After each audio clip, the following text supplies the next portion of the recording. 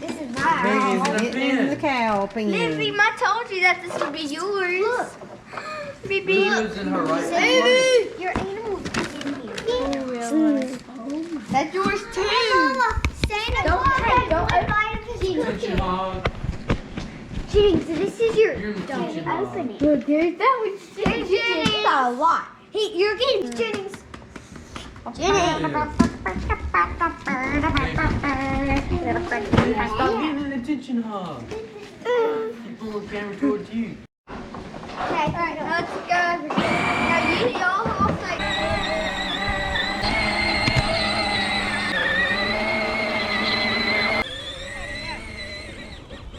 We have had Christmas and we have also had mail. Lots of Christmas cards. I'm just gonna open these up and go through all of those. So if you send us a Christmas card, thank you so much. With 6 kids this year, we took Christmas pictures, but I did not get a card made. I'm still on Christmas cleanup, which is what I have been doing all day today, going through rooms, cleaning out rooms, reorganized rooms.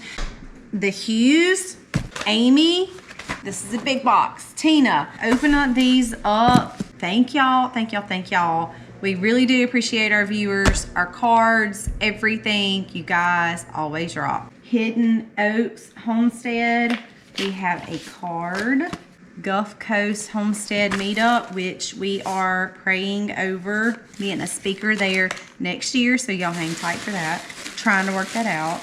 And some happies. Oh my goodness, that would be jelly. I need to find out what kind of jelly. I think it's jelly. Let's see. Yes, that would be jelly. Some sort of jelly. And it looks delicious. My kids are going to love this. I can smell the sweetness. Happies. Thank y'all so much. My kids are not going to let these go very long. Amy sent us a card as well. Pot holders from Miss Marie, who makes them. She is 88 years old. How sweet is that? If y'all know me, y'all know I'm all about some homemade stuff. Thank y'all so much. Miss Tina, you are going to have my kids spoiled with snack happies. They are going to be spoiled. Oh my goodness. Let's see what this beautiful thing is down here. Cars, look how pretty. Look how That pretty. is beautiful. Thank y'all so much, and we hope everybody had a Merry Christmas. Well, we are finishing up our day, guys, as we get ready for a little storm coming in. I say little, it could be big. It is very hot outside, which is always conducive of not a good day, because storms can always get bad. Thunderstorms. We're under a little tornado watch. I think it's gonna go a little bit north of us. The sun is setting. We've got the storm coming from this way over here, but we've got to move the cows. We've put everybody pretty much in an area that's got a barn or some trees for shelter. Also, the pigs are all in shelters. The sheep have a big tree, and then we're gonna put the cows in the pine forest just for a few days, let them walk back through it, and then they'll start making their way all the way back down to the other side of the farm here.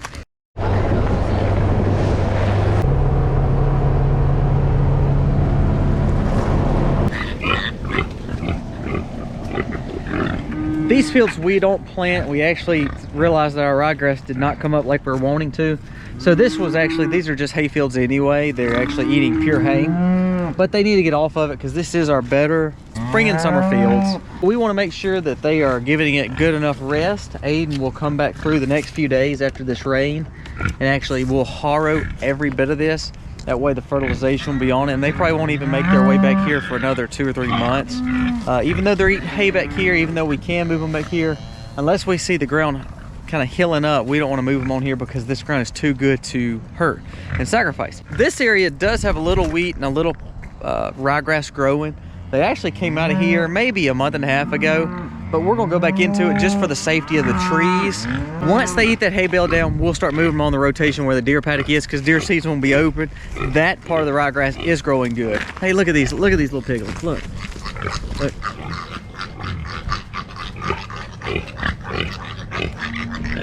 That's the mama of 4, and they are doing phenomenal. The other mama's doing great with the 5, and then of course Mr. Jingle that you see. So we have 10 healthy piglets, and that is awesome. Of course, this is our stud, and he's done a great job of being a daddy. They've not bothered the piglets, which is one thing I was kind of worried about. But so far, so good. They've been awesome. The Herefords are ready to go, as you heard them. Let me know just a second ago.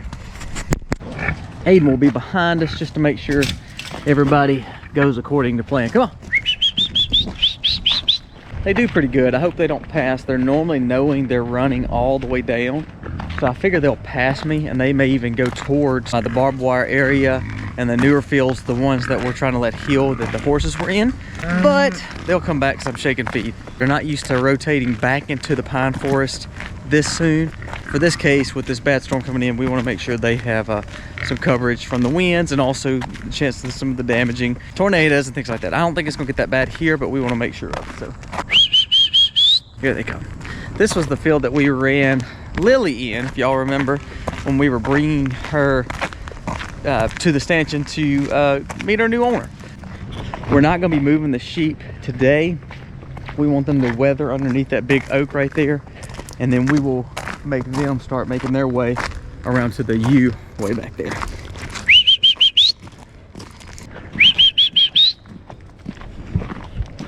Come on, guys. Come on, guys. Come on. You done put yourself in a net you can't get out of, huh, Nell?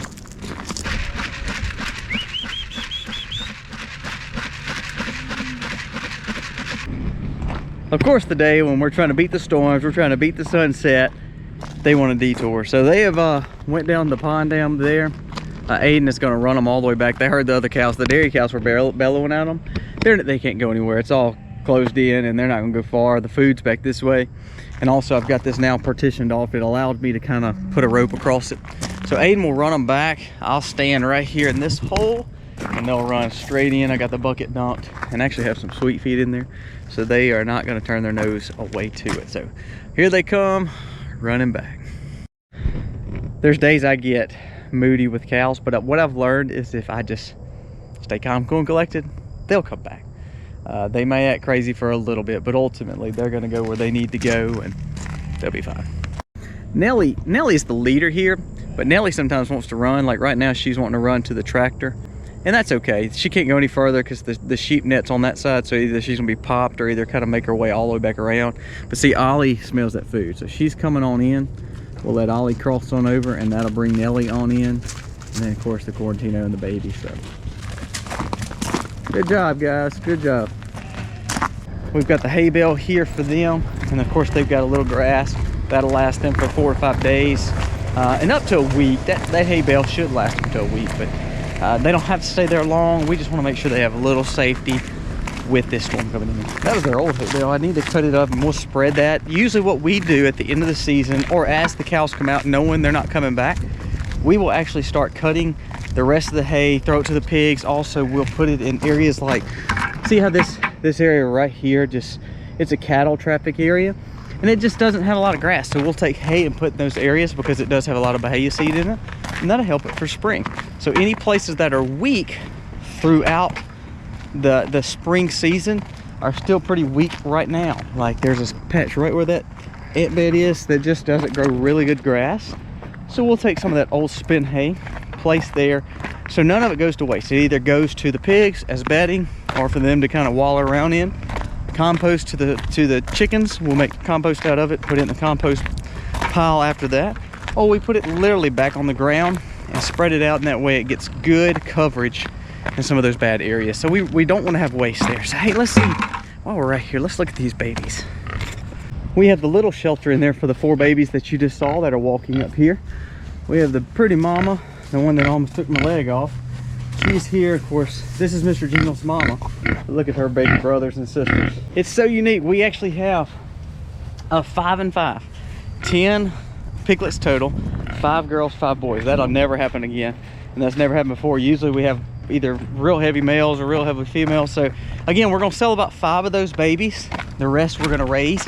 That'll help us cover costs with feed as they're growing by selling the 5, and of course selling American guinea hog babies. And then it also will help us because ultimately what we will do is we will raise the other 5 up for meat for us, because by the year end we may need some more pork. So that'll help us process 2, probably for us 1 or 2. The rest we will sell, and that'll help cover the cost of our pork but also the feed too for the rest of the year as well.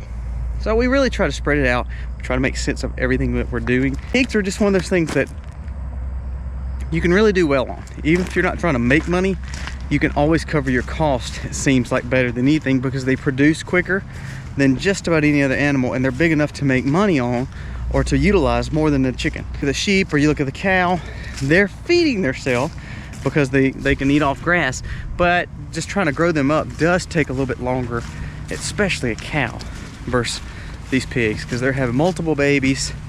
They're actually able to grow quick, and they're, you know, they can be at freezer can't wait in, you know, 8 to 12 months, which is really good.